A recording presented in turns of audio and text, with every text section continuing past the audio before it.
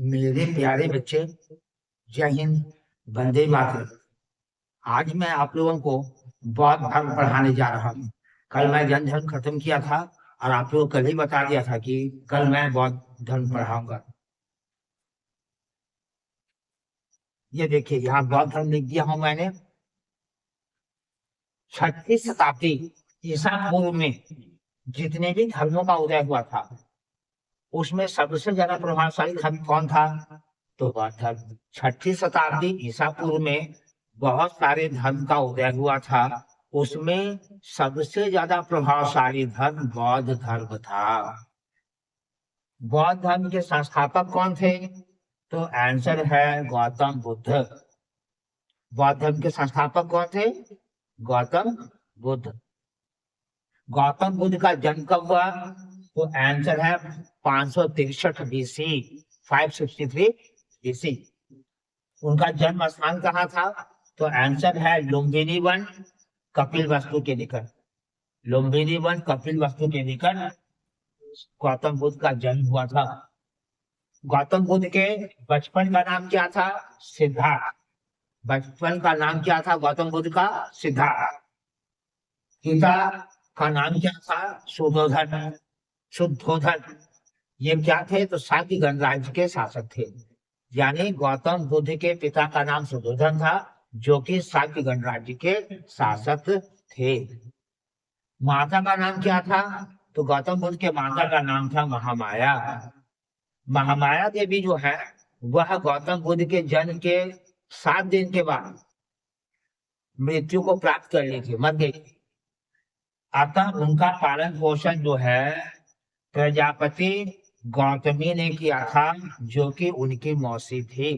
कुछ किताब में महाप्रजापति लिखता है, लेकिन हकीकत में पूरा नाम है महाप्रजापति गौतमी, जो कि उनकी मौसी थी। उन्होंने ही जो है गौतम बुद्ध का पालन पोषण किया। यानी जन्म के 7वें दिन गौतम बुद्ध के माँ महामाया देवी का मृत्यु हो गया। अतः मौसी गौतमी ने, प्रजापति गौतमी ने ही गौतम बुद्ध का पालन पोषण किए थे। पत्नी का क्या नाम था? तो पत्नी का नाम था यशोधरा। इन यशोधरा और उनके पुत्र का क्या नाम था? तो राहुल। अपने पत्नी, पुत्र, पिता को छोड़ करके वो गृह त्याग करते हैं, है ना। तो यहाँ पे चीज जान लीजिए कि उनको जो है एशिया का ज्योतिपुंज कहा जाता है। यानी गौतम बुद्ध को एशिया का ज्योतिपुंज कहा जाता है। एशिया का ज्योतिपुंज किसे कहा जाता है ना, लाइट ऑफ एशिया। तो आंसर है गौतम बुद्ध को। गृह त्याग उन्होंने कब किए थे? 29 वर्ष की अवस्था में। प्रथम गुरु कौन थे? तो आलार कलाम। कहाँ पे? वैशाली में। अर्थात गृह त्याग के बाद जब वो वैशाली पहुंचे तो उनकी मुलाकात आलार कलाम से हुई। आलार कलाम ही गौतम बुद्ध के प्रथम गुरु थे। याद रखिएगा, बहुत इंपॉर्टेंट क्वेश्चन है। आलार कलाम जो है गौतम बुद्ध के प्रथम गुरु थे। उन्हें ज्ञान की प्राप्ति कहाँ हुई? बौद्ध गया में, उरुवेला के निकट। उरुवेला नामक स्थान में जो है गौतम बुद्ध को ज्ञान की प्राप्ति हुई, इसलिए इस स्थान को बौद्ध गया के नाम से जाना जाता है। किस नदी के तट पर उन्हें ज्ञान की प्राप्ति हुई थी? तो निरंजना नदी के तट पर, जिनका नाम क्या है? आज के डेट में फल्गु है।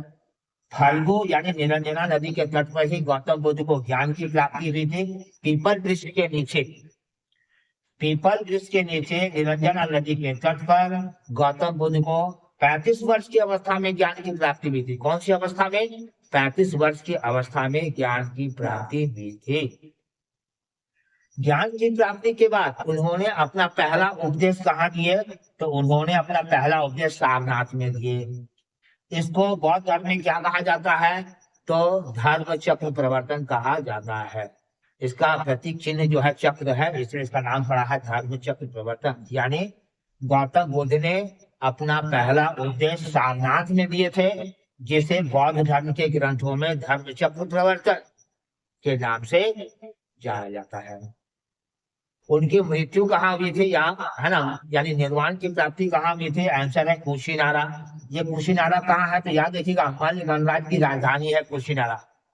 मल्ल गणराज्य की राजधानी कुशीनारा में ही गौतम बुद्ध की मृत्यु हुई थी। कब? 483 BC में। 483 BC में उनकी मृत्यु हुई थी कुशीनारा में। कुशीनारा क्या है, तो मल्ल गणराज्य की राजधानी है और इसको बौद्ध धर्म में महापरिनिर्वाण के नाम से जाना जाता है। यानी गौतम बुद्ध की जो मृत्यु हुई थी, इस घटना को बौद्ध धर्म में या बौद्ध धर्म ग्रंथों में महापरिनिर्वाण के नाम से जाना जाता है। किस वर्ष की अवस्था में उनकी मृत्यु हुई थी, तो आंसर है 80 वर्ष की अवस्था में, है ना। बुद्ध के जो उपदेश है वो जन साधारण की भाषा पाली भाषा में दी गई थी, इसलिए लोगों को बहुत आसानी से समझ में आता था। लोग उनके उपदेश को बहुत ध्यान से सुनते थे क्योंकि उन्हें आसानी से समझ में आता था। आसानी से क्यों समझ में आता था, क्योंकि उन्होंने अपना उपदेश जो है जनता की भाषा पाली में दिए थे, पाली भाषा में दिए थे। जय हिंद।